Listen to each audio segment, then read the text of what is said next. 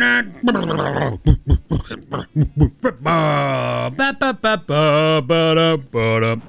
is NFL Straya. I'm your co-host, Jaymz Clements. I'm a guy.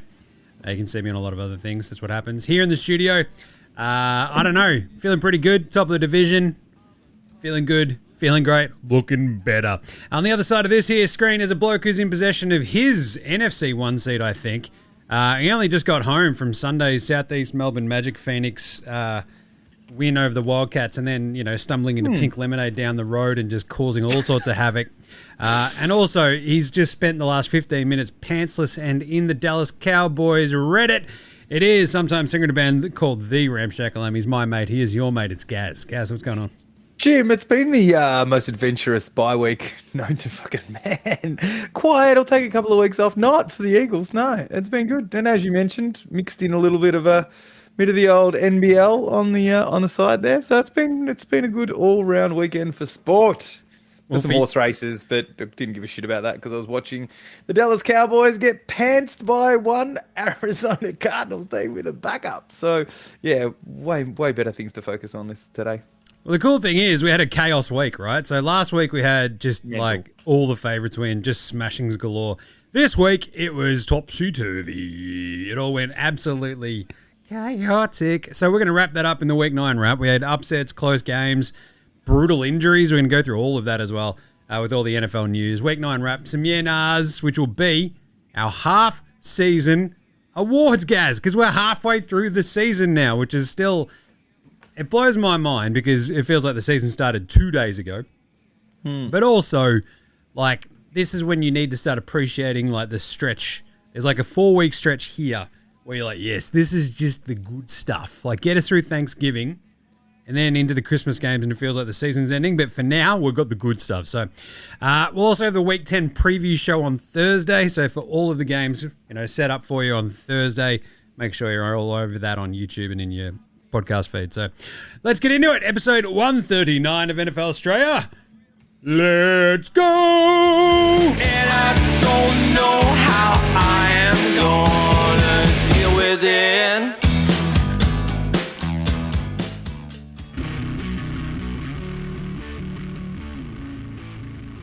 Here we go, Jim. Jim. It's a ball. That's a hold there, Jim. Jim, that's another hold over there. Jim, there's another hold over there. Jim, they're holding him everywhere. Somebody please protect. Here we go, Jim. Protect Patrick Mahomes. G'day. This is a very excited Tony Romo. And you're listening to... it's another hold over there, Jim. Look at him. They're holding everywhere. This is NFL Straya.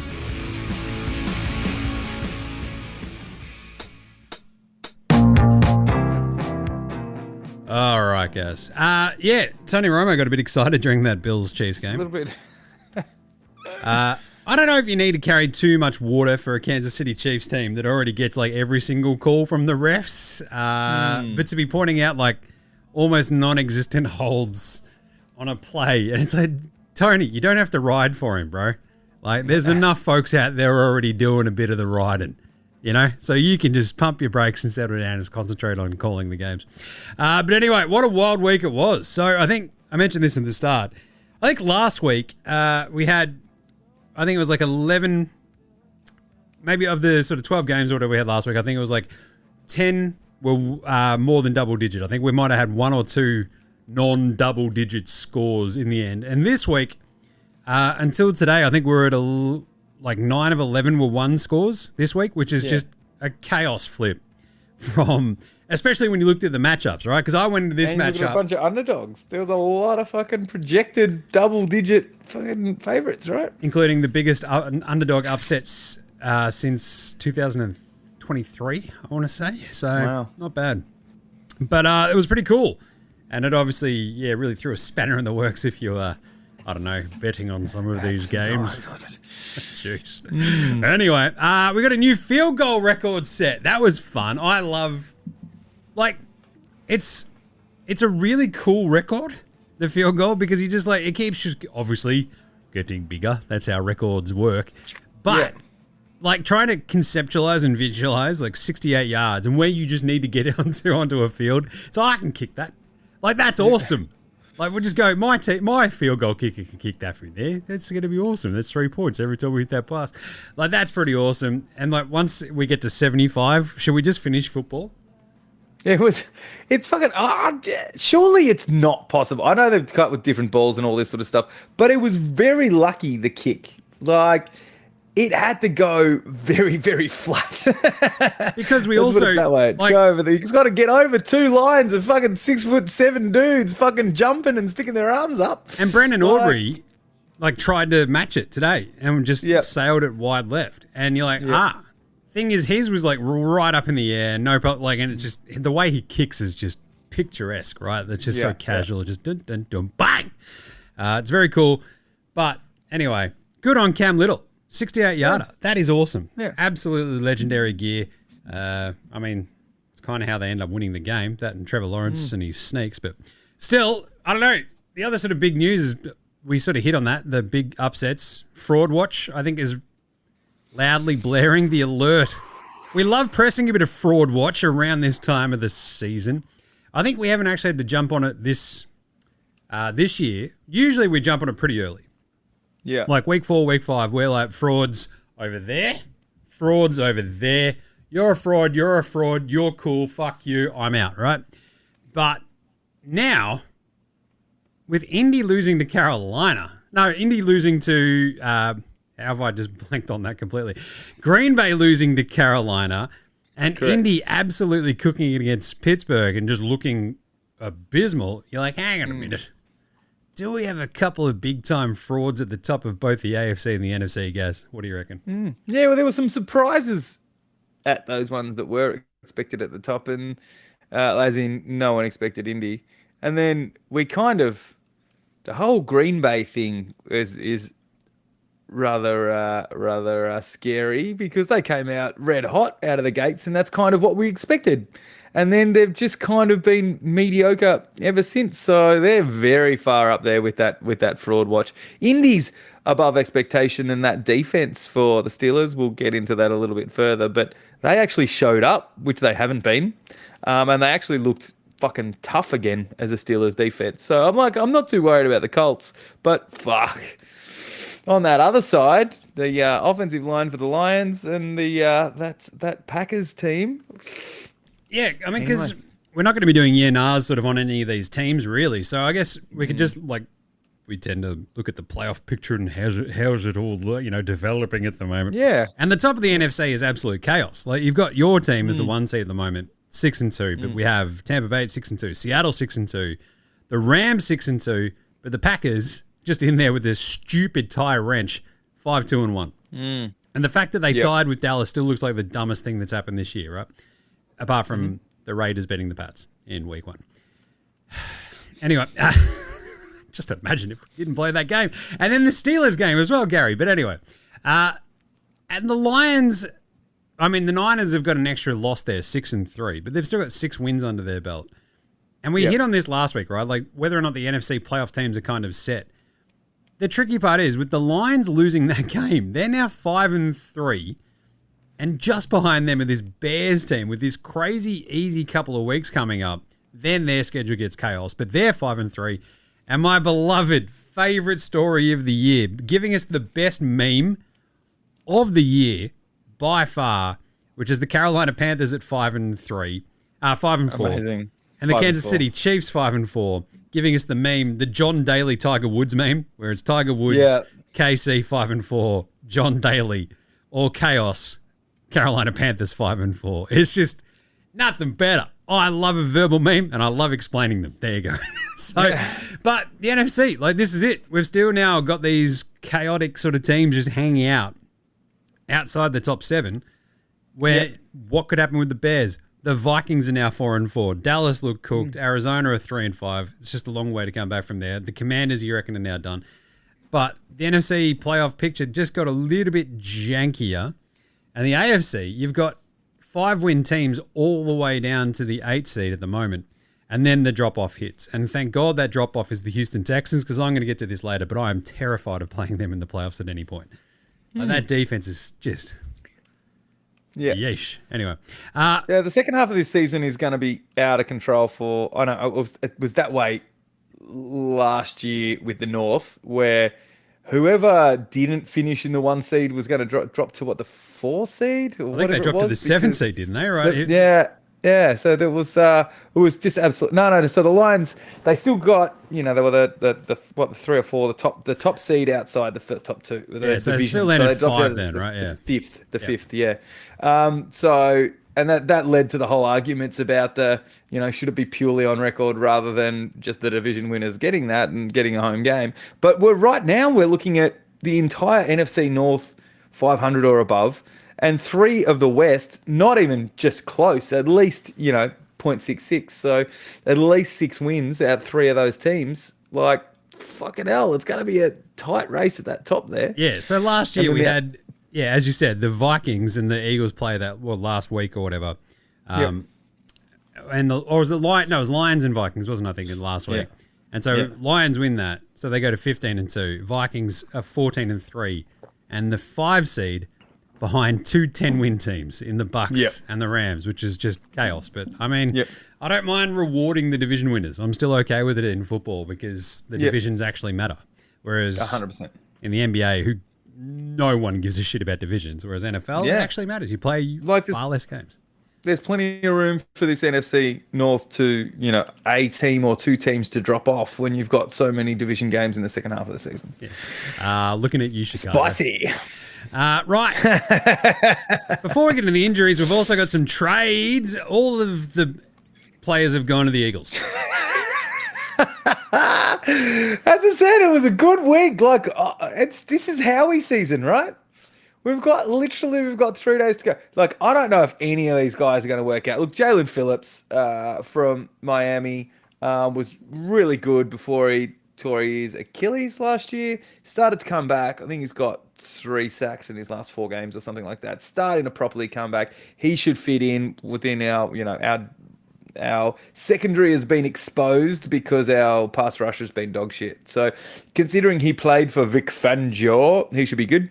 Look, Jair Alexander, we took a flyer on him. The fact that he was great and then the Green Bay willingly let him go, and then he's been a healthy scratch for, the last 2 weeks in the Ravens.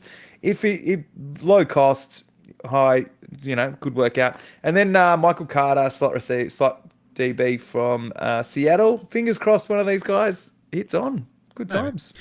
Drew Martin-Jones actually just got traded from Tennessee to the Ravens as well. That was a big one. I enjoyed that because he's just like, hey, well, man, I love you, Tennessee, but NFL's a business. I'm like, wow, that is one happy dude, right? He's going from Tennessee to the Ravens. That is sick. And he also was like, hey, man, just don't judge Cam yet. Cam Ward, he's going to be fine. And I guess like this sort of happened at the end of last week. The Patriots rid themselves of a couple of guys that clearly Mike Vrabel was like, I do not like you dudes. And he's just like, I remember messaging you going, the Pats are sellers? Like, that's not what I was expecting, but sure. I think it's sellers before we might be buyers. Like the trade deadline, I think is tomorrow, right? So correct. I wouldn't be surprised if we get 1 or 2 extra little bits and bobs. We traded Duggar to the Steelers and Keon White to the Niners. And it's just clearly Vrabe's coming in going, right, a couple of dudes, bit of money. It's kind of, you're not proving that you fit what I'm trying to do here. So see ya, boys. And off they went. Yeah. I'm okay. The other one that's worth mentioning before we move on, got to mention Jared Jones. Because all the Cowboys are like, fucking dude, you got rid of Micah. And you're like, we're going to shore up this defense has been literal dog shit while we've got the highest ranking offense in the NFC. Well, that may have changed after today. But, the highest ranking, the only team to put up more than 30 points and average more than 30 points against. And you got to help us out. And he came out before today's game and go, I got one in the chamber, Jim, we've got a trade coming tomorrow. Just watch out. Got one coming. He did the exact same thing last year, and everyone was like, here we fucking go. And it was fucking Mingo, right? Like, it was an uninspiring wide receiver. You're like, fucking hell, mate. Like, I reckon you'll get lynched if they don't fucking... But don't you remember all those amazing moments that Barcavius Mingo had for the Cowboys in the back half of last year? Yeah. Oh, wait. Jonathan Mingo? Barcavius. Jonathan just Mingo. Get them all. Barcavius is the other dude. Catch all of them. They're like Pokemon, the Mingos. Yeah. But I loved it because he was just like, I'm Jerry Jones. We've already done a trade. I'm not going to tell you what it is, but fuck you. And you're like, Jesus Christ, Jerry. All right, cool. Like, and it's just going to be the funniest thing if it's just another Jonathan Mingo trade. But yeah, cool. The thing is, and the Cowboys fans are going to lose their fucking mind if he gives away too much in a season where they're already, 3-5-1. And what, a good 3 games now behind the Eagles. They got to catch up, and with a pretty tough, decent schedule ahead of them. It is also hilarious. Not hilarious. The injuries from this week. It was brutal. This week. I want to start with the Jayden Daniels one because that was horrible. Like a visceral reaction as you're watching it where you're like, oh no, just same as Scatterbo last week where you're just like, as you're watching it, well, I never need to see that replay again in my life. And like it was almost by mistake they showed that replay as well because they were trying to feel, I think the broadcast was trying to figure out what exactly had happened because he was laying there, his right leg was twitching, right? As he was sort of laying, one of the top leg was twitching. And it sort of felt like he was doing it maybe on purpose, but he wasn't moving his arm that was sort of stuck behind him. And you're like, is it his head? Is it his back? Is it his knee? Who knows? And it turns out his arm went that way and the rest of his body went that way. Like it got so twisted up and then jammed underneath him to the point. So it's like a dislocated elbow, which is horrible. Absolutely horrible. It also isn't as bad as maybe doing a knee. Right, like it's sort of something where you're like, that's not RG3ing, so that's good. It's also his non-throwing. It's his non-throwing arm as left well. arm. Yep. It's sort of, to go NBA again. It reminded me a little bit of the not so vicious and brutal, but Andrew Bogut is a very large human, substantially bigger than Jayden Daniels. When he got undercut dunking by that mongrel Amari Stoudemire, and sort of fell down on his own arm, right? And it just went underneath him and just like blew up his arm. It was kind of similar in a way to that where it sort of got twisted out behind him and then the body weight sort of just hit it in the wrong way. And you're like, that's just fucked. Like just gross, horrible. No, pack her up. So not as just terrifying as the Bogut one, but still just, it was the first thing I thought of. I'm like, oh God. So, I don't know. The Commanders, because they've also now lost Marshawn Lattimore to an ACL. Mm-hmm.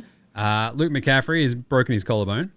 And obviously Terry McLaurin was already out for this week's game because, I don't know, holdouts seem to just always work, Gaz. Yeah, 100%. At least he's got money, though, so that's fine. Yeah. And it just feels like the Commanders might be a bit cooked now. That might be it. Well, the narrative around Dan Quinn leaving him on when you're down by 31 when he was in the last quarter when that happened. So he's copping a bit of a spray. But look, it's on the same field as the RG3 as there's a list of them. Joe Theismann, fucking all of these. Didn't Cousins get hurt there as well? And you just that's it.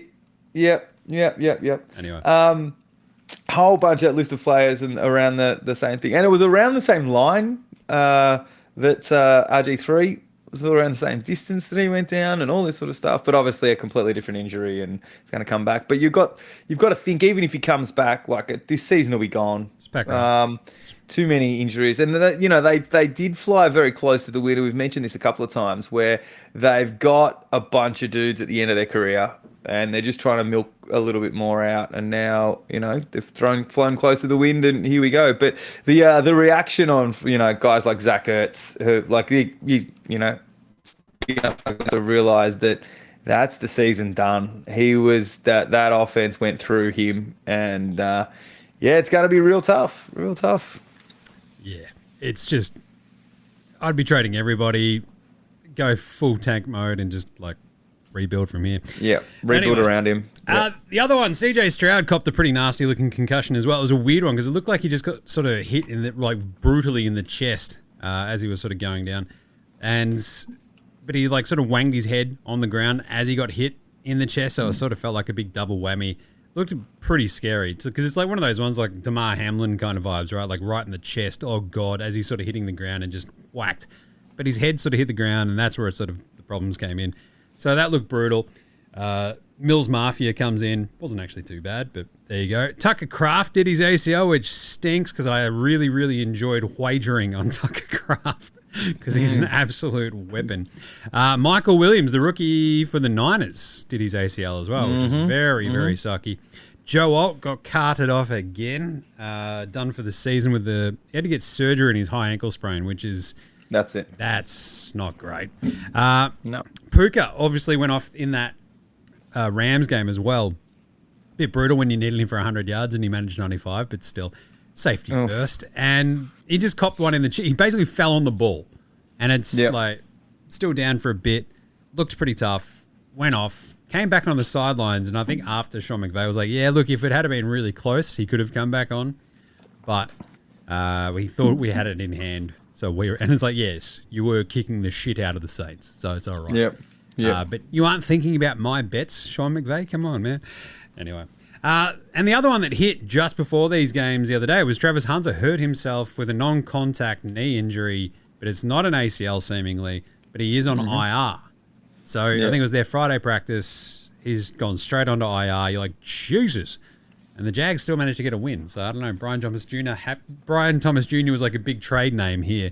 Yeah. But I feel like you now have to just keep him because you're still in the playoff hunt, kind of. So off you go. Yeah. There you go. Where are they? They're actually, so they are kind of in the playoff hunt because I think the bottom of that, they're 7th at the moment. They're 5-3. Like, everyone's kind of assuming it'll be fine. The Chiefs will make the playoffs, right? And it feels like that's a good assumption to make. But then you get that weird sort of stretch because you've still got Baltimore, who are 3-5. And you got the Chargers, who are 6-3, but they can't win without Joe Alt. So, I don't know, man. The AFC, it's all absolute chaos. And my Patriots are 7-2, you beauty. Right. Yeah. Let's do some game wraps from week 9 very quickly. I don't remember this game at all. Baltimore 28, Miami 6. Do you remember this? It happened on Friday. I'm like, I don't. What was I doing on Friday? I'm like, there was a lot going on. I had to do some stuff. I watched this for a bit. And then I'm like, wait a minute. I think I was like, oh, no, Derrick Henry's going to run right over the top of Miami, and was like, fine. And Lamar had just sort of come back. I was like, no, boys, I've got this one. And was like slinging it, and they kicked the shit out of Miami. Miami didn't do anything. So there you go. That's about it. He was just pretty consistent. Lamar just came back and went, I don't need to pass 1,000,000 times. I'm just going to throw touchdowns. Yeah. It was like 2 to Mark Andrews and stuff, wasn't it? Like straight away. You're like, oh, man, come on, dude. Just get one to Derrick Henry, and I'll be laughing because I had wagered. He had 119 yards on the ground to Derrick Henry, but they didn't get him a touchdown. It was breaking my heart because I think I had wagered quite heavily on that. But anyway, then we go to, Baltimore. This was always going to happen. They were going to get Lamar back, kick the shit out of Miami, and Miami's season is done. That's why it was crazy to think about like that. Well, it's not crazy to think, but that's why no one was writing them off at like 2-5, were they? 2-5, 2-6, whatever it was. 1-5. And everyone was like, yeah, they're still into the sniff here because Steelers will falter.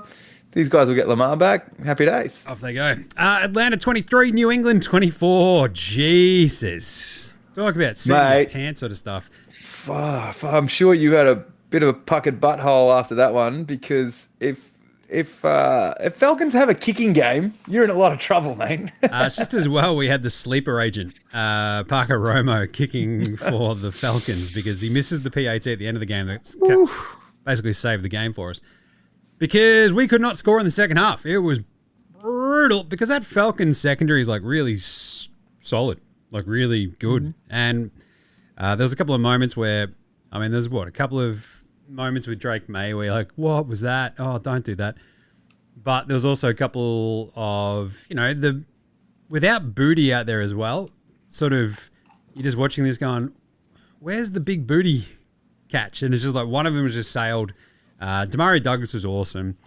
But our defense specifically, like Drake London just sunning all of our cute cornerbacks was just, he had 3 touchdowns. He's like 1.5 feet taller than all of them. Just over the top. Just sucked. So he had 118 yards and 3 touchdowns and nearly won the game off his own back, basically. Penix, he also had a couple of weird moments, but he threw no interceptions, which is pretty smart. We couldn't really pressure him that much either. Like, it was just their front held up really nicely. Bijan didn't get going. We've still not had a 50-yard rusher against us. They held him to 46, which is good.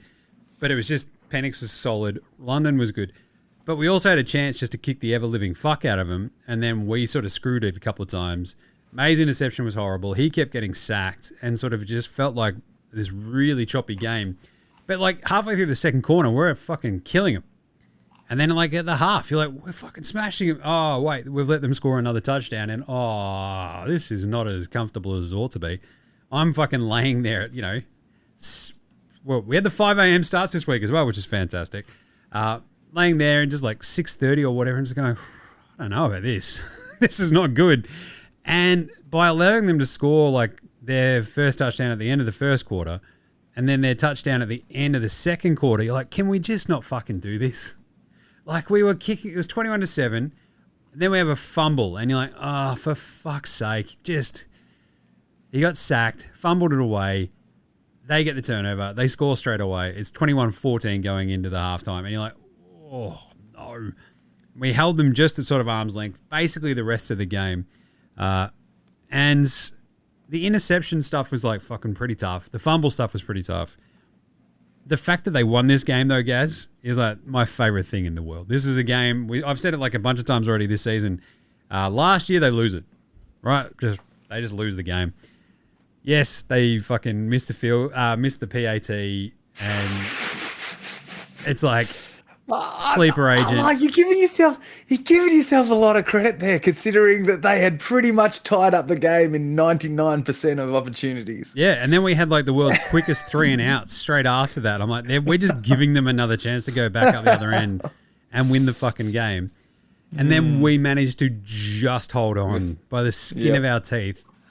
On offense. You'll take them, though. You'll take them. Yeah, you take the wins. Because like they were driving, and we managed to hold them there with like a couple of minutes left or whatever it was. And then our offense manages to get that, I think it was the Hunter Henry sort of first down, and we hold on and we win. But I don't know, to get to 7-2, this felt like a bit of a screwy sort of game anyway, but take the win. And then all of a sudden you look at the Falcons, who've now lost 3 in a row. They're sitting at 3-5. They had, this was the year that Bijan's going to be Offensive Player of the Year. Penix, they found their guy in the second half, and they've really, developed this defense. And now they're sitting behind the Panthers. It's crazy. But London's scary, Bijan's scary, Pitts is scary. Their secondary is really good. Their coverage is fantastic, and you're just like, how the fuck did they keep losing these dumb, shitty games? Like, how did this team get beaten by fucking Miami last week? What are we doing? Anyway, chaos games. Let's do it. Chicago 47, Cincy 42. What the fuck was this? This was the most so insane. Fucking ridiculous game known to man. I was like clapping delightedly at times. I'm just like, what the fuck is happening? So my favorite thing about this is Cincy pulled off the hat trick, right? They've never not seen since like the 70s or whatever the fuck hat trick of the kickoff return touchdown, the blocked field goal, and an onside kick recovery. And they lose. And you lose that game. How do you lose that game? That's incredible. Well, you lose it because Caleb Williams cops a receiving touchdown. Runs 57 yards. Throws for 1,000,000 yards himself. And just like, I don't know, you're up by 14 with like, a minute and change. Was it 2.5 minutes or whatever left? And Flacco gets a touchdown. They recover the onside kick because you fuck up. There's like, they score again, and you're like, oh, God, since you're going to win this one. And then somehow Caleb Williams finds Cortland Loveland across the middle for a 58-yard game-winning touchdown. It was absolutely absurd. There were four defenders around him, Jim. And 2 of them actually were in front, so that the 2 who closed in on him both bounced off him. They went the old shoulder hit. You're a fucking safety. The tight end is significantly bigger than you, and you just fucking bounced off him. Yep. It was horrendous. So yeah, but I think that obviously it's absolutely fucking nuts when you've got 495 net passing yards for this game. So what? Yeah, Flacco threw for 470. Sorry, they had 495 total. 470, 4 TDs. And you still fucking lose. They're the first team in, I can't remember I can't remember the period of time, but they've scored 80 points in the last 2 games and come away without a win. Yep. but most importantly, like I guess the crack showing with the offensive players and in the locker room interviews. Well, fucking Chase walking off, just screaming at the top of his lungs, "Just get a fucking stop!" And who was it? Brown, who Chase Brown, just said Chase Brown just went, just get fucking. We keep putting the ball in the end zone. Just close the game. Just close the game out, and we'll be fine. So, mate, crack show. By the time Smoking Joe gets back, there'll be nothing left. It was absurd. Like, T. Higgins was incredible. His catches were just next level sort of shit. 121 yards, 2 touchdowns. Chase, it felt like a pedestrian day for him, and he had 111. He just didn't have the touchdown to like make it like, oh shit, but it was Higgins just doing all the spectacular shit, I think, of this. And on the flip side, Loveland, 2 touchdowns, 118 yards. Like, Colston Loveland just going, oh yeah, Tyler Warren's cute. Check this out. I am still pretty good. And it's like, I don't know, they've kind of realized, hey, we should use that tight end that we took in the first round before Tyler Warren. That'd be a smart idea. But this was like, Rome Odunze didn't do anything in this one. I was expecting a big Odunze game. Kyle Monongai, the running back, because DeAndre Swift, he comes in 176 on the ground. He was absolutely gnarly. It's no Swift, and they put up 283 on the ground. It's also that's fucking hectic. Theory. Running backs with dreadlocks are substantially sicker than running backs without. Yep. Prove me wrong. Okay. Prove me wrong. Yeah, no, I'm all right. Yeah, you can have a nerdy looking running back like big old Jonathan Taylor. I don't really care. Anyway, this was a sick. Give me a bit of LeGarrette Blunt. Fucking just steamrolling dudes. That was awesome. Chicago. This is another. They're 5-3, but this is also a game that they do not win. No. Sans Ben Johnson, right? So good on him. It's what you said about the middle. It's what you've been saying for weeks about the middle of the road teams, right? Like, you'll challenge. You only have to be semi-decent to challenge these guys, and if you're any good, then you beat them, and if you're not, then you don't. They're middle of that road. It was such a chaotic game and such a good response, I reckon. Like, Caleb looked good at times. He also did some really Caleb-y sort of shit, but I don't know, I really enjoyed that Ben Johnson turned him into, like, gave him that reception and, you know, the touchdown. Like, he was so wide open, it was crazy. And then the other reception down the other line, like, it looked kind of cool, and I don't mind just involving him in the game a little bit more. It just sort of gets his head.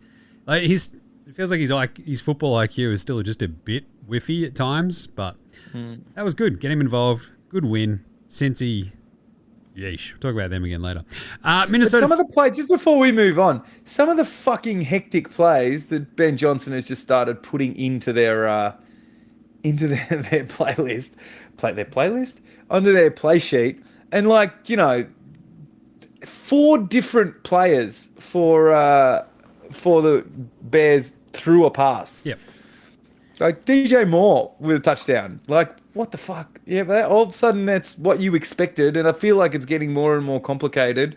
And that Lions offense might be coming to Chicago. I love it. Fun because you also just sort of like you do the Leo meme of pointing at the TV every time something fucky's happening. Like, it's the Bears. They're doing some shit. Yeah. Woo! Like, it's just chaos. I love it.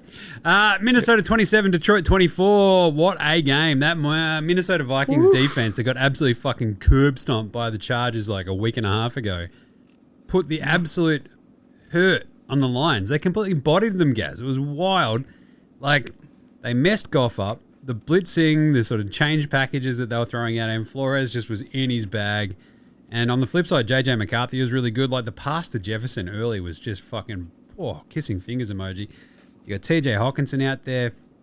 And they sort of, they salted this one away really, really nicely. The throw, I think, to Jalen Naylor, I want to say. Yeah. That sealed the game. It was like Naylor's only catch of the day or whatever. And it was just, they've just won the game on that. Holy shit. Yeah. It was awesome. Yep. Like, they stopped the run game. Nothing to be heard from Gibbs. They tried Montgomery a shit ton. That didn't work. The passing game, it was like Laporta, Amon Ra. And, but Goff got sacked 5 times. He was just felt like always under pressure. freaking out. This was he got hit. One of the most. They just destroyed. They ate that offensive line up. Who is a little bit battered at the moment, but 11 quarterback hits and 10 tackles for loss to go with the 5 sacks. Like fucking brutal. Not bad. And JJ, look, the 2 touchdowns, very nice. Ran one in as well. So I think the weirdest part about all of this that he has the exact same stat line from his other win as JJ McCarthy. Like, there you go. It's weird. Like 143 yards, 2 touchdowns, 1 interception, and a rushing touchdown. Like, it's just, that's a bit weird. What are you doing? He had 14 completions, I think, to 13. But yeah, for the same amount of yards, the same amount of touchdowns, the same amount of interceptions, and a rushing touchdown in each. Very odd. But anyway, look, the shadow benching might have worked. Got his head back into it, figured it out. Aaron Jones also makes them feel a bit more dangerous as well. Like Jordan Mason feels like a really good change of pace, battering around running back, whereas Aaron Jones are that sort of every down kind of dude. Sort of just gives you a couple more options. Because I think he also had, he had a couple of receptions, 2 receptions for 20 yards. Like just to change shit up, give JJ sort of like a release valve. And that was pretty good. 78 yards on the ground. Good win for Minnesota. Like huge bounce back. To get them to 4-4. If they lose this game, it's a division game. Would have sent the Lions to 6-2. Would have been them at 3-5, having lost last week in disastrous circumstances. And then, bang, here we are. Like they're 4-4. So good job. Yeah, having beaten Minnesota and then having them beat the Lions. The Eagles fans, thank you, Minnesota. Good job, JJ. Yeah, I guess so. That's kind of the thing because that leads. So Detroit lose and now Green Bay lose. So that's what we're about to talk about. This is, I think I messaged you, right? Like Green Bay literally just handed you the guys, the inner track at least to the 1 seed. Essentially, it can be combine that with every NFC East team but us losing this week. And it was really weird between the Lions and, Carolina 16, Green Bay 13. What the fuck? Holy fuck, Jim. So my favorite one is there's a Panthers fan podcast out there called Meow Mix. And they, after this started, the season started in just such horrific fashion, they went, fuck it. We're out. We've been doing this since 2019. This team is just fucking horrible. We just can't justify this to our wives and families to do the show. And since then, I think they've gone like what? They've won 4 games. I think they might be 4-1 since they basically put it on hiatus. And this week they came out and go, we're going to have to do a show. And everybody has gone, no, what? No, you can't do a show, you idiots. Because since you gave it up, they're good. Don't be selfish. Like they've had form like Jonathan Stewart's like, what the fuck? Don't do that, you idiots. Like you have to like not do the show. Like that's how this works now. So they then came out and went, okay, we've heard. We're going to stay retired. We're not going to do this show. I'm like, that's amazing. I don't know what it'd take for us to not do the show, but I don't know. If we played in a Super Bowl, like Eagles and Patriots again, it'd be for all the chockies, right? A third. I don't think I could do with a third, Jim. A third one. There we go. But yeah, let's be honest. This has all come about since they started just giving Rico Dowdle the ball. Yep. He's been amazing. It's a different guy than was in Dallas. He's just gone off his head in the last 4 or 5 weeks. It is amazing. Big problem with Chuba now, right? Like, what do you fucking do? He's got Chuba Hubbard 5 carries for 17 yards. Rico Dowdle, who started the season as the backup, 25 carries for 130 yards and a couple of tutties. Yeah, you got to ride the hot hand now. It's awesome, but like their defense was just stunning. And I guess the one thing I wanted to bring up was the Green Bay throwbacks. I'm going to make a point about those throwbacks later on. But they've got the leather neck throwbacks. And I think we hit on this the other day, right? Wasn't it Romeo Dobbs's like big helmet just looking even bigger in the weird leather neck helmet? You're like, Jesus. Round thing, That's no moon, it's a space station. But anyway, it's fucking massive on these bonds. But like the defense of the Panthers, as they were sort of doing all this, I've got another theory that I'm going to throw at you on Outback Takehouse. But like with Tucker Kraft out there, you've got Matthew Golden, you've got Romeo Dobbs. They had Christian Watson back. He had a really good catch early on, and then it just went to shit. Like, the Panthers' defense was really solid. We've seen them be okay at times this year, but especially on the road, the defense hasn't been that good. And this looked awesome. Like, they just fucking gave the Packers the clamps in Lambeau. Yeah. Well, I think it's also a bit of, we've drafted Bryce Young number 1 overall. We've tried to surround him with weapons. Like, we have to put it in his hands to win the game. And they've stopped doing that. Yeah, they just went, wait, we don't have to do that. No, Awesome. 102 yards, but impressively, right? Like, this much vaunted fucking Green Bay defense and Micah Parsons coming in, and still, I think I checked during the week and he was still favorite for defensive player of the year. They had 1 sack for 0 yards. Yeah. So they didn't actually lose any yards. So Bryce Young's ended up with 102. That's fine. 163 on the ground, efficient, couple of touchdowns, and just Green Bay just were out of sync. Right? They just seem to be playing down. I'm just repeating what everyone else is saying now. And they just seem to play down to the teams they're playing against, Jim. That's a really good point. Because like Josh Jacobs, it never sort of really, like, they sort of kept trying to make it happen, and he never sort of snapped off that big one that you're kind of expecting. Dobbs, Watson, Kraft, it just never really clicked, ever. No. Here's a fun fact, Jim.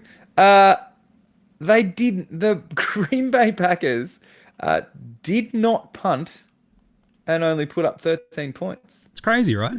There was only 1 interception, 1 lost fumble, so it wasn't like there was a shit ton of turnovers. But they only punted once and just only 13 points. Yeah, like, so that's the very, first very half, strange. it was crazy, right? Because it just kept going and going and going and going to this point where you had a punt, a fumble, an interception, a field goal, a touchdown, and a field goal, and that was the entire first half. Like, they had six plays, 6 possessions. It was just nuts. And then in the third, fourth quarter, it was just kind of like over again. It just so quickly. I think it was even on Red Zone. They're like, and this one just is motoring through. And you're like, Jesus, it really is. So they turned it on downs. The interception that wasn't, though, right at the end, the 4th down, I think. So that was at the start of the 4th quarter, where I think Jordan Love just basically threw it into his own end zone, and it was like right into the arms of the Carolina defender, and he just somehow dropped it. Where you're like, that is, with all the rigged shit going on in the NBA, apparently, that looks like the most rigged dropped interception I've ever seen in my life. That's like when you play with the kids and you're like, oh no, I dropped it. Oh, geez, I'm an idiot. That was absurd. And so they turned it over. It did, but on 4th down, don't get me wrong, it was better that way. Better to not intercept it, right? Stats-wise, and you would have gone like, I could take that out because the receiver was behind me. Exactly. He would have fucking, stats-wise, just would have, as far as your bonus goes at the end of the year, they're not going to look at you and say, oh, you were 1 short of your interception target, but you know what? You put 1 down for the team, so we'll give you your money. It was crazy. So, yeah, I don't know. It's like, oh, it's a bit wet. It's like, not that fucking wet. What are you doing? But anyway, that was an incredible win by Carolina. Mm-hmm. Great shit. The biggest upset, as I said, in a couple of years. It's like almost, 2 touchdown underdogs. To come back and actually win that outright is just insane. Good Out on of control. Yep. Green Bay. Frauds. Chargers, 27. Tennessee, 20. This was a bit worrisome for a bit. Tennessee scored twice early off defense special teams, right? And you're like, this is the boil over. But then the Chargers sort of wrested back control of the game. They couldn't, I sort of figured this one might be a bit dicey. And it kind of was. Like, we both took the Chargers, and you're like, all right. But just, the Chargers are a really hard team to trust. And this was why, right? Because they sort of came out, they looked all fucky, and they just managed to hold on, wrest control back of the game, and eventually win it. And otherwise, I don't know, it's just, it sort of leaves you with this weird sort of sensation about the Chargers now with no Joe Alt. That you're like, just another weird year. They're 6-3 though. What the hell? So Herb's sacked 6 times by the Titans defense without, any massive names on them, because I don't think Simmons played in this one either. And it was just a weird game. But they managed to get back in control. They're actually leading by halftime, and you're like, it's okay. The Titans never really went away. They never really had the big Cam Wood fuck up. The Chargers sort of just tried to do their dumbest shit, but they hold on to a win. So good on them. Yeah. I guess. I mean, they got the defense. The Chargers got the defense that's going to keep them in every game, kind of thing. And if they can do enough, if that offensive line can keep Herbs clean enough, well, then they should be fine. Yeah. Anyway. Still got sacked 6 times. Anyway, Niners 34, Giants 24. This is just CMC. He was awesome. Mac Jones completed all of his passes. What was he, 16 for 16 or some shit? I think. Something weird, yeah. Well, it wasn't 16 for 16. I think that might have been Darnold's line, but I think No, that was Mac Jones- Darnold. Yeah, he Mac started Jones, I first. don't Ridiculous. think hit the ground in the first half, which was just pretty crazy. Right. But I think the big thing is like the Giants' offense, like just Jackson Dart has got some shit to him. The problem is he's got no one there to help him out. So he had 56 yards on the ground himself. He was their leading rusher. Slayton just had some horrible fucking misses. Just, I don't know, Theo Johnson's sort of solid as but he had a couple of misses and like 2 drops where you're like, what the fuck was that? Just, if you can touch the ball, you can catch the ball. But McCaffrey was incredible. Yeah, I mean, then they were pretty desperate. They picked up Ray McLeod. I think it was this week. Like usually, we'll start you on the practice squad so you can get used to the team. But they signed Ray and they're like, fucking get in there, son. Just run somewhere. Jackson will find you. Yeah, McCaffrey, 106 yards on the ground, 67 passing. You're like, jeez, crushed it. Touchdown for both. Mac Jones, 19 and 24. Niners, 6 and 3, feeling pretty good. This was a pretty good win. If they can weather all of these injuries and still be up there, better than the all Giants. right, just don't keep going. And then they've just lost their rookie to an ACL. It just keeps going for these guys. Indy 20, Pittsburgh 27. Steelers defense. The fans had like a funeral for the defense out in the parking lot before the game. Pretty funny. Very weird. Yeah. Fans are awesome. And then the Steelers defense went, we are reborn. Check this out. And off they went. They were so good. They ruined Danny Dimes' shit. They stopped Jonathan Taylor, and they were just awesome. Indy looks so. It was the Danny Dimes game we knew was coming though, right? We just didn't know who it was against. He accounted for 5 turnovers himself, Jim. Yeah. 3 interceptions, 3 fumbles, 2 of them lost. Like it was so bad. That's a Giants Danny Dimes game. Yep. It was just like, it was a tough watch when you sort of like, I've got money on Jonathan Taylor. I've got Jonathan Taylor as my vice captain in Supercoach. I think I've got Michael Pittman on my mind. He was actually okay because he got 115 yards. But it was just a brutal one. Whereas like Rodgers was just solid, just did enough, hit Frymouth with that touchdown, which was really good and sort of gave them some space. Jalen Warren kind of did the rest. And they kind of just moved the ball when they needed to, controlled the game, and Indy just never got into it, and that was kind of the fraudiness of it. Like their defense, I thought, it always sort of felt like the defensive side of it was overblown a little bit. Like they were good, they weren't that great. And then Pittsburgh sort of just slowly ground them into dust, and then their defense was just fucking wildly awesome and just ruined Indy's shit.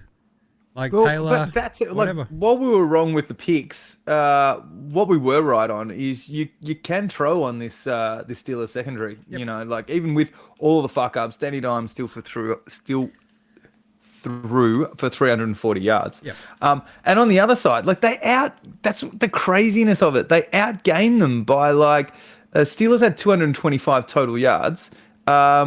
To 368 for the Colts, right? But felt like they controlled the entire game because of those turnovers. Like everything just kind of got short-circuited, like time and time again. Yeah. And you're like, oh. Yeah. And that's why it felt like he was throwing these massive bombs to Pittman and who was their other receiver who did really well? Pierce with 115 as well. Yeah. And you're like, yeah, he's just going to keep throwing it because they need to try to catch up to this fucking team. And they can't run on them. And, oh, God, it's another interception. Oh, God, it's a fumble. Yeah. Oh, God, it's a touchdown. Now it's another interception. It was chaos. It was really, I don't know.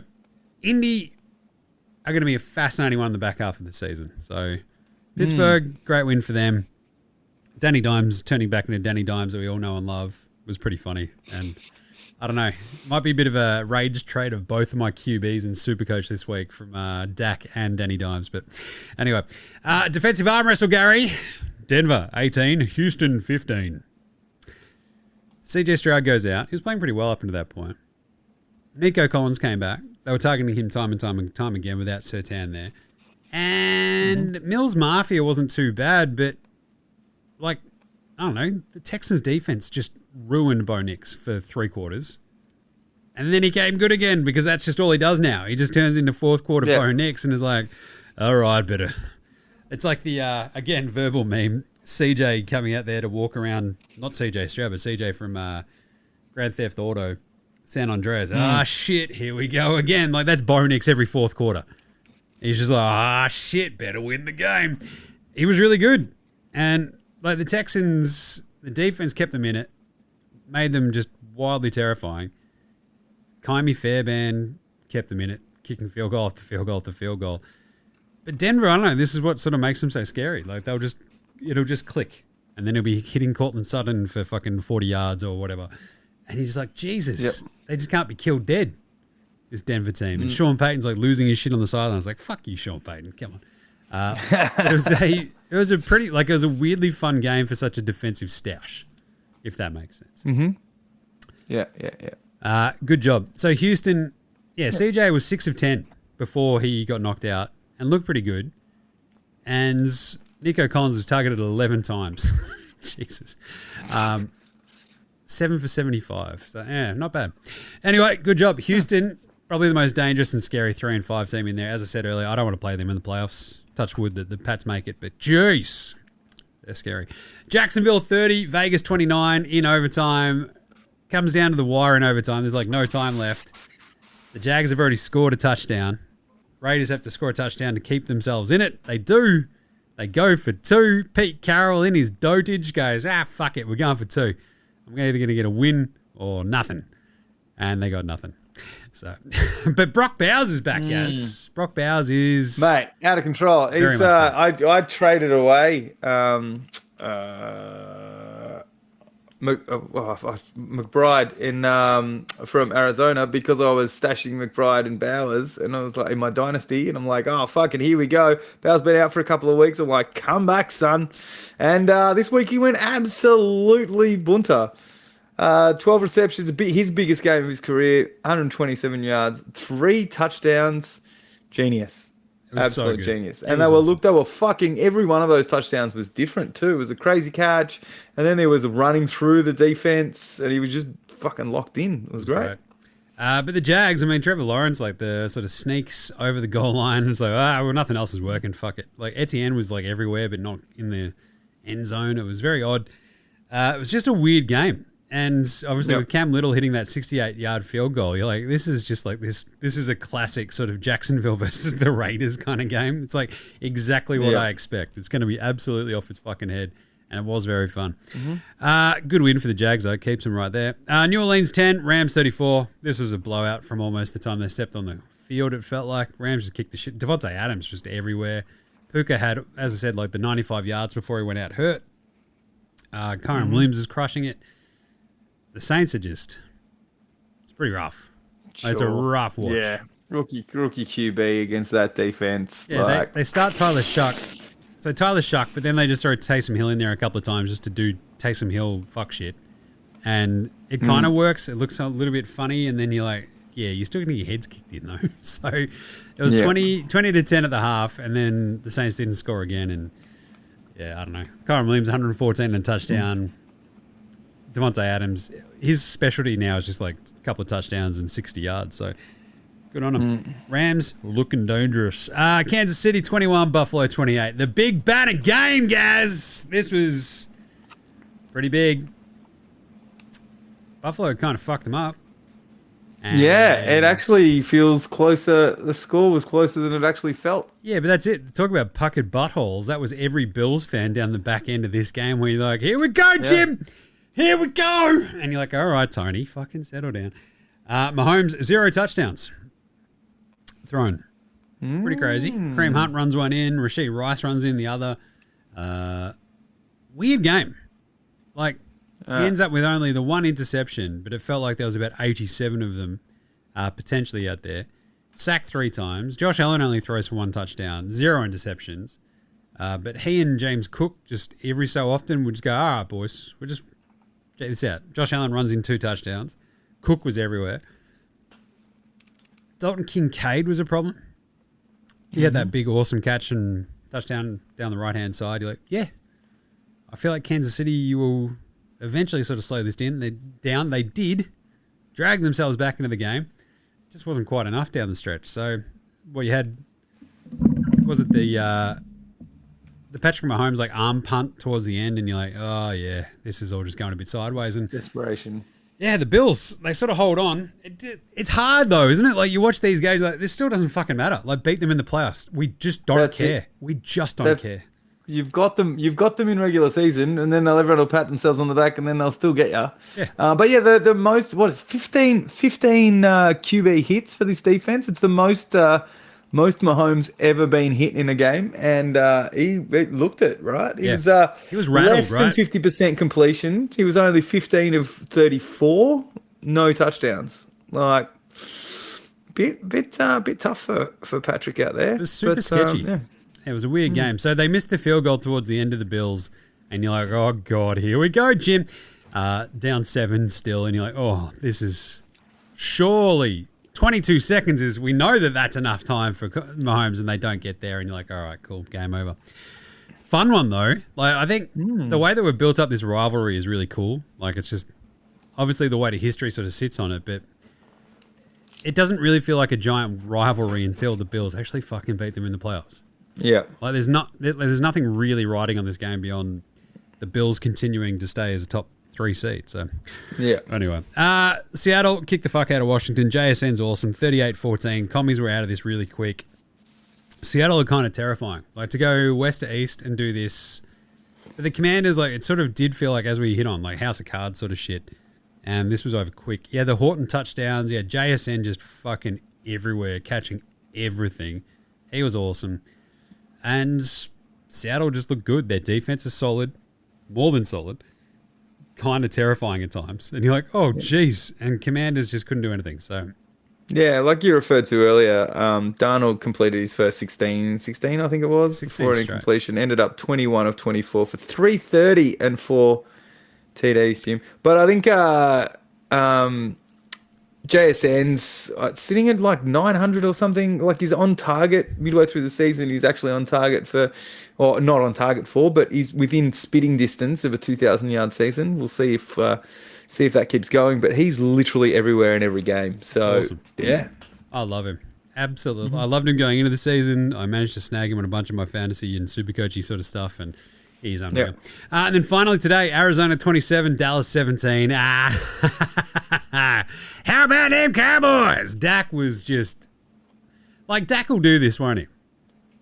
He just has these games where you're like, what is going on? The thing is, for it to happen at home in a Monday Night Football spot, it felt like the biggest slap in the face. So he only had the one interception. It felt like there was about 8. Yeah, he was sacked 5 times, but his QBR was 36.5. It's just... Gee, Pickens gets called for a stupid fucking taunting penalty. That was... All he did with, like, I've felt I don't often feel bad for George Pickens, but he held out the ball, and like that was enough. And you're like, do you think that's the one that's really going to tip them over the edge, you fucking idiots? Come on, refs. Yep. And I don't know, at times, like, some of the refs actually this weekend, it felt just really fucking weird. But, I don't know, came out of this one going, well, that was funny. And Jacoby Brissett, he might be the dude that they just stick with, and I think that's what's probably going to happen. Yeah, so look, they were definitely more in control, but then Dallas started to chip away. But it came down to those couple of fumbles, right? Like that Jake Ferguson one allowed them to jump out there, and then Dallas looked to bring it back a little bit before they 10 points at halftime, and then Dallas started to get into that last quarter. Arizona hadn't scored, and then Dallas did score and bring it back to what the 10 points that it was in the final. And I remember messaging you going, this is it. This is fucking Jonathan Gannon going into... They were giving them so much cushion, Jim. Like, that was when they just started fucking... Dak Prescott just started moving downfield. And I think that's when the taunting thing happened. And they just started chipping away. And I'm like, oh, fuck. And they're going to go soft here. and that's going to get in the end zone a couple of times. And then that Javonte Williams, I think, was the second fumble down the sidelines. Davis Gaither just fucking popped the ball out and fucking off we go. And it was game over. And I was like, wow. Yeah. This has been a horrendous Arizona team at home in Jerry World too, right? Pretty brutal. This offense has felt unstoppable. The Arizona secondary looked pretty bloody solid against them, right? Yeah. I think the Arizona defense across the board is pretty middling. Like there's nothing shit or great about it really, but they did a really good job. And I guess the biggest thing is you go, oh yeah, but they're playing against the Dallas defense, which sucks. And that's why they managed to score 27 points. They did have the blocked field goal return for a touchdown as well to the Cowboys, which really sort of gave them a boost when they couldn't do shit early. But they're still getting their heads kicked in, and they just never got into the game. It's pretty funny. Harrison was huge in the first half. He had his most targets ever in a game after them just going, get in the fucking ball. You've drafted him really high. Get in the fucking ball. And he was great. Trey McBride, once again, was fucking great. Yep. DeMarcado didn't fuck up. DeMarcado was the one who busted down the sideline, broke out, and then just went down rather than fucking it up like he did as he dropped the ball over the end line. He just went down to keep the clock running, and it was just a good all-round performance by the Cards. Even if they get fucking smoked for the rest of the season, you're going to be like, that was a pretty good win. That was a good it? win, yeah. Because I think they lost the last three or four in a row by less than 4 points each game. Yep. Tough scenes. Staying with Brissett, it's pretty funny. Anyway, let's do some nahs. That's week 9 done for the Raps. That's the halfway mark of the season, you see. So, who are our halfway mark award winners? MVP. Who is it? Is it Josh Allen? I think it's Josh Allen. Like, if you're just like, right, season's over, COVID. The winner is Josh Allen, I guess. Like, sure. Because if Jonathan Taylor had done anything against the Steelers, I'd be like, we could make a case for Jonathan Taylor. Instead, he gets relegated to Offensive Player of the Year because this is a fucking QB award, and we should just call it that. But Jalen Hurts. Drake May. On your list here, you don't have. It's always easy to forget the guys who are on bye, but you don't have Mayfield, right? And Mayfield's been had a rough couple of weeks heading into the bye, though. But he's also played with fucking no one, right? Like his injuries and the fact that he's still been grinding it out. Like I think he's still got to at least be in the conversation. He'd probably be still top 5, but yeah, he had a real rough couple of weeks. What was that game that they played in Seattle? I think a couple of weeks ago, right? And you're like, oof, that was a real rough one, but. Well, what was really weird for us is, I don't know if I messaged you about this one, but some media was talking about Jalen Hurts moving into the top 5. And I still found him. He was $34 this week. Even though he's had 7 touchdowns, no interceptions for the last 2 games and the highest touchdown interception ratio in the league. I'm not saying he's anywhere near like the favorite right now, but kind of feels like no one really is. It's like kind of Josh Allen by default. So anyone could spring up. It's definitely worth putting a couple of bucks on a sneaky multi if he's paying $34. Because you can literally just start listing names and you're like, Mahomes. Sure. Got a case. But losing that game in Buffalo probably dings them. You probably put Allen over him. Darnold sure. Now. Why the fuck not? He's been awesome. Yeah. Matt Stafford. Completely underrated. The Rams is just like, cruising along 6-2, feeling good, feeling great. Drake May, like second year, has them looking awesome. He had a bit of a rough one against the Falcons this week, but still they're really well. Hurts, there's a lot of names. I think it's just sort of Josh Allen for the minute. For now. For now. Danny Dimes, like if he hadn't been shit this week, would have been an actual legitimate name you could say too. But anyway. Offensive Player of the Year. I'm thinking just Jonathan Taylor. Yeah. Ahead of JSN, ahead of CMC. We're going JT, JSN, CMC. Sounds like a bunch of fucking nerds at some sort of tech conference. It's like, have you checked the JT and the JSN up against the CMC? Oh, yes, I did.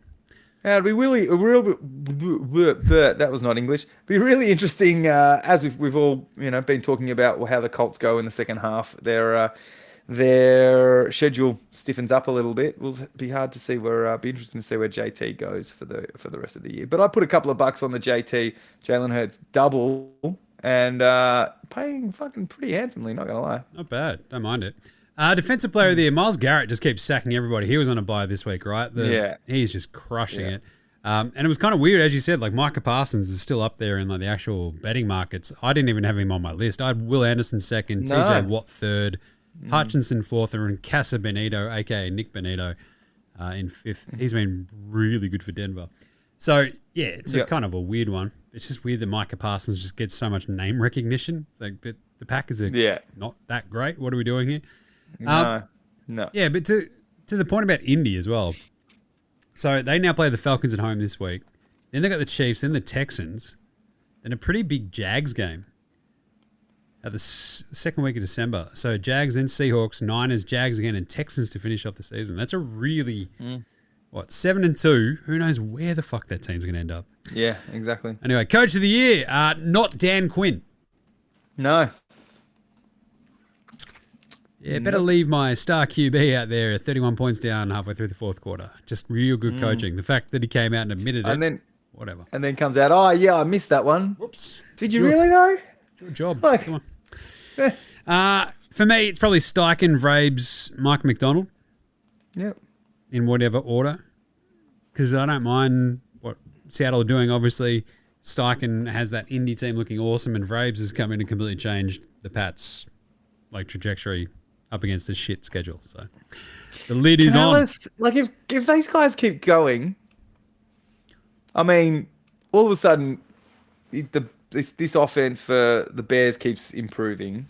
Like Ben Johnson may enter the chat at some point, and Canales, if like these Carolina's gone from fucking nowhere to causing a bit of chaos, right? So yeah, I think the other one is I sort of mentioned this to you the other day, right? If your team runs the slate and smashes a 1 seed, like Sirianni again, like just why the fuck not, right?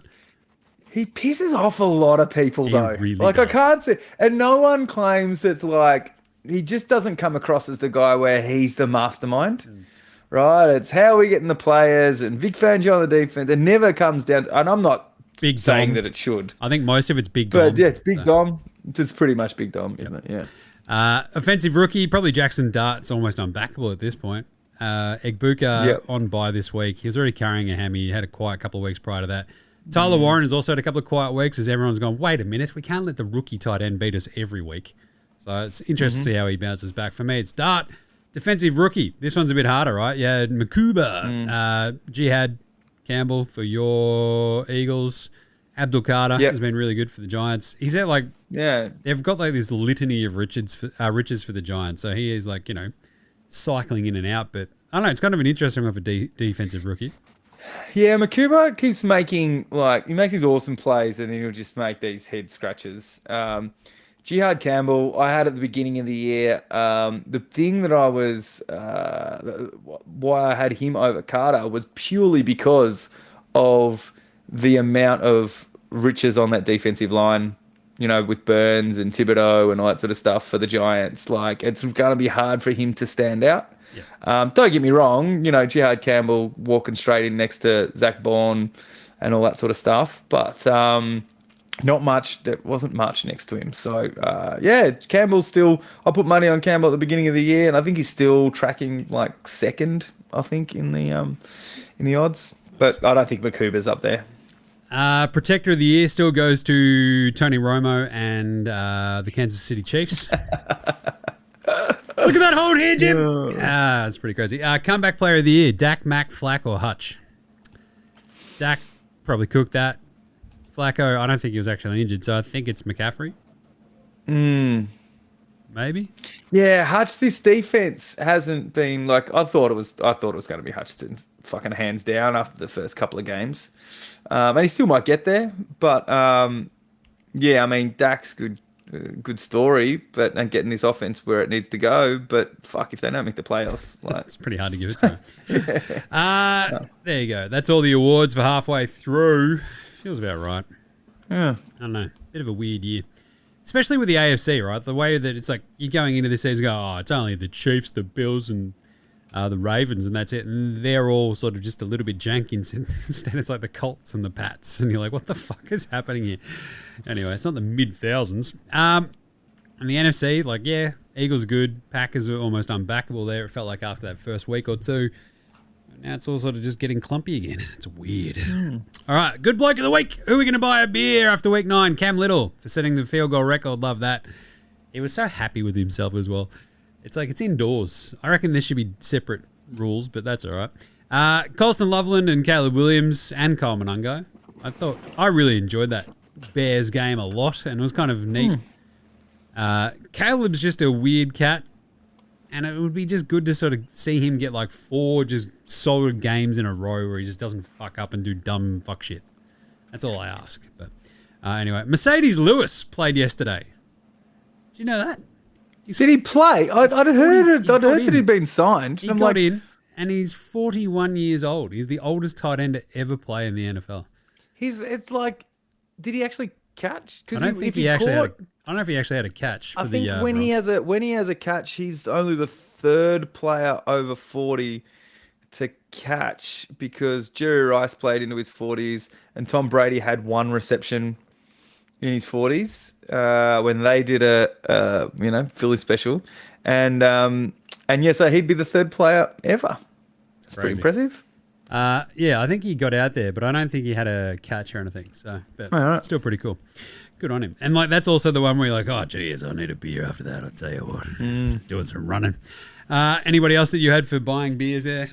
No, yes. I mean that totally makes sense, right? That you got to go anything that's a one time in the league. Fucking that's pretty good. Nice. Otherwise, what else we got? Old mate, no mates. That'd be Dan Quinn. Yeah, I sent both of mine to you during the week going, it's got to be fucking over the weekend going, it's got to be these 2 fucking clowns, doesn't it? Every Commanders fan is just like, are you fucking serious, dude? It's literally come out. So that's been like spent a bit of time in the commies Reddit, mate. And there's a lot of just get that fuckhead out of here. Like those kind of vibes are definitely on point. Yeah. Tracks as well. Obviously, Cincy, like the old mate, no mates, is like putting the offense and defense on separate buses, I think, at the moment because I would be. You've got Chase Brown and Jamar Chase just ragging on them, and the defense just going, all right, yeah, sure. Zach Taylor going, yeah, it was pretty uncalled for. It's like, was it though? Was it really? Because I feel like it's kind of called for. Yeah, like they did put up 42 points. Jim, they've been doing this for 2 years. Yeah. It's not like it's a couple of weeks in a bit of a down spot. It's been 2 years. This offense has been fucking flying high, but realistically, they've kept them in this season. Them and Flacco have kept them in this season while Burrow's out, and fucking hell, like, yep. Brutal. Tough scenes. Daniel Hardy on the Bears as well is probably a bit of an old mate, no mates. That onside kick hit his foot. It's like, just get the fuck out of the road of the ball at all costs. Don't matter. It doesn't matter about you blocking. That dude, just don't go near the fucking ball, man. What are you doing? Yeah. Well, the original call was, they're fine. That didn't go far enough. And then we're like, why? Hit him. Like, why it's clearly hit the Bears, dude. What are you doing? It's not so bad. I mean, they still escaped with the win, but could have gone real pear shaped. My favorite one though was probably Rico Dowdle, old mate, no mates, because he got the 1 pump. The 2 pump, got the flag. It's like, but he didn't do the 3rd pump. Why is he getting a flag? This is bullshit. So just the nice little Key and Peele sketch of the 3 pump and then the flag. He did it twice and he got flagged. That's some bullshit, Gaz. This should be in the rule book. But that's what I was like. The interview is he honestly believed that. So like, it's like, what do you mean a comedy sketch show isn't actual NFL rules? It's not quite doing NFL rules. Anyway, he came back I think after that penalty, he came back and busted a long run that ended up settling the game. So certainly busted. Outback Takehouse. It is Tuesday at Outback, and I'll tell you what. After today's big race, we're having some horse steaks only at Outback. Bloody delicious. Today's Flame Grill take is, if you lose wearing throwback uniforms, you can never wear those throwbacks again. I don't make the rules, but I just don't think you can. At least, all right, 5-year cooling off period. You can't wear those throwbacks for another 5 years. I'll be okay with that because in the McNabb era of the 2000s, we had this horrible like Swedish colors. Like people from Sweden actually wear it. The powder blue and the fucking yellow, and they were the most horrendous fucking thing I've ever seen. So happy to wipe those. But since we brought back the Kelly greens, undefeated, exactly. Yeah. So yeah, mate. I think it's the punishment. You're all in on your throwbacks because conceptually, I kind of like that Green Bay one, the leather neck helmety kind of things. Look pretty funny. Look kind of cool. You're like, we should probably do this a little bit more. Oh no, you can't. You can't after you lose to fucking Carolina at home. No. Right? So maybe that should be the qualifier. If you wear the throwbacks at home and you lose, same as that Steelers throwback that they wore 2 weeks ago and they got their shit pushed in, like. You can't then wear those uniforms again because everyone's going to go, oh, we wore those when we got our shit pushed in. What the fuck are we doing here? This is horrible. But yeah, love the conceptual idea behind that one. It was a little bit better, I think, than the they were just kind of a bit poo brownie, but the leather neck helmets look kind of cool. So I was like, that's pretty gnarly. Anyway, my other one is Green Bay have too many weapons. There are now too many states. We need to get rid of some of them. I am not a crank. Green Bay have too many weapons. Like they spent years and years and years not drafting receivers for like Aaron Rodgers, and then as soon as he goes, they're like, "Fucking, we're going to draft all the receivers. Let's make it rain." Like culminating in their first round receiver drafted since like 2002, whatever, when they took Matthew Golden. But like it came on the back of like what Christian Watson, second rounder. Dobbs, I think, was like a fourth, but Tucker Kraft is obviously second rounder. Musgrave was pretty high up as well, and then they go get Golden. I think the Outback Takehouse is, you can have too many good receivers because you suddenly just sort of get, oh, wait, who am I meant to be feeding? Yeah. I think it's good just to have like a hierarchy of receivers. Now that Tucker Kraft is out, I'm not, like, he is awesome, but could it make them better, Gaz? Better by, what is it? Better by subtraction kind of stuff. Maybe. Yeah. I don't know. Potentially. It's kind of weird because it's so hard just to like Matthew Golden's done fuck all this year, but it's because they haven't needed him to do too much, and it sort of feels like he just gets lost in the shuffle, like that sort of shit. Yeah. Anyway, and last one, I mean, Darnold for MVP, Stafford for MVP. Like these are the things that could actually happen, and I wouldn't be aghast right now, halfway through the year, if you just went, Jim, here's my case for Stafford being the MVP. I'll go fucking thumbs up. I can't argue with you. Darnold, same sort of thing. And the actual Outback Takehouse part of that is, it's because Sam Darnold's now got a beard.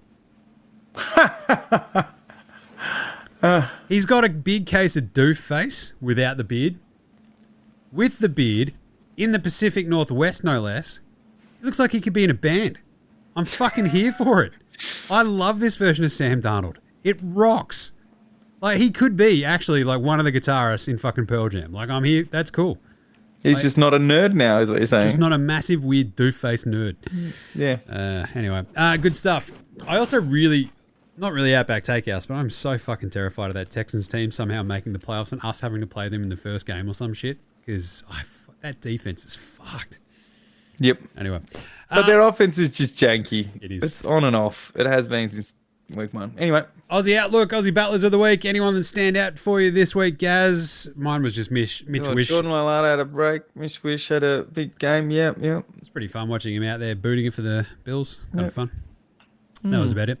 And finally, Captain Fantasy. Supercoach hadn't actually gotten its rankings around yet, so I did get a big win, actually, I think, over Jez, who we hung out with on Sunday.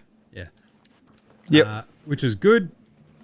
Big one for me, thanks to Brock Bowers. So I dropped mine by 2 fucking points. I wasn't happy about it. I thought I was going to have Matty for a while there, and then I got screwed because I started CJ Stroud. Oh. And he went out super early, so that fucking cooked me really. Rico Dowdle, it's been I'm now starting both running backs because it's just real fucking hard to pick. And Chuba Hubbard did absolutely 3/5 of fuck all. To only lose by a couple of points when he's got Josh Allen, I'll take it. Nice. And I lost my starting quarterback. And Supercoach, I managed to go up 65 spots overall. I'm 431st overall in the entire thing, so that's good. There you go. Not a great week, though, like with Dak being a bit shit, a couple of my receivers being a bit shit, but Anyway, that's all right. I didn't lose ground, so that's okay. But you can follow all that on Jim Does Supercoach. And you can also go check out our Week 10 preview on Thursday. That'll pop out as well. And in the meantime, though, that's it for episode 139 of NFL Straya. Chuck us a follow on your Facey, your Twitter, your IG, your TikTok, your YouTube. Jump in there. Send us through some nahs, any questions, any remarks, whatever. Go hammer and tongs. Come on. Why not? Why wouldn't you? Just silly not to. Especially with the fantasy stuff, too. Like, I think I don't know if Tav has lost this week. He could be 8-0, which is... He is already 8-0. Could he be now? What was that? Rogers that? Where is he? He got another win. He's going to be 9-0. Jesus. Jesus. That's just unstoppable. Anyway, rate, review, star, and all that stuff on your podcast app. Go absolutely hammer and tongs on that as well. Be much appreciated if we saw some stars, some reviews, whatever. Big thanks to Househats, always, for the intro and outro song. They rule. Get around. Jim Does Supercoach. NBA Supercoach show drops on Mondays. NFL drops on Wednesdays. You've actually got a little bit more time for the NFL shows as well. NBA turns around like the next day. It's crazy. And NBA Straya 3 times a week, but daily videos basically. So go check that out on YouTube and your podcast app too. Gaz, what do you want to plug? Oh, I just was going to post the cheesesteaks thing and that we will be doing the tipping. I've been fucking terrible. And Gino's also been terrible, but he doesn't need his own cheesesteaks.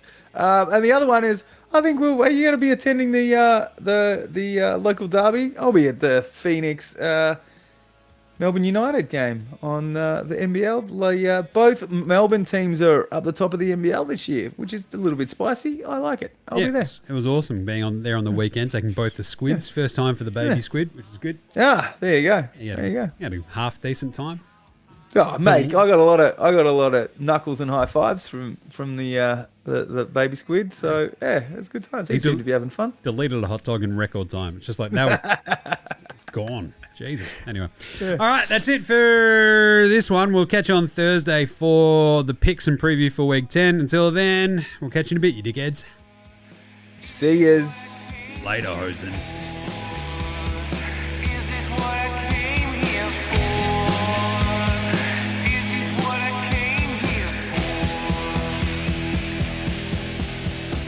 Broken.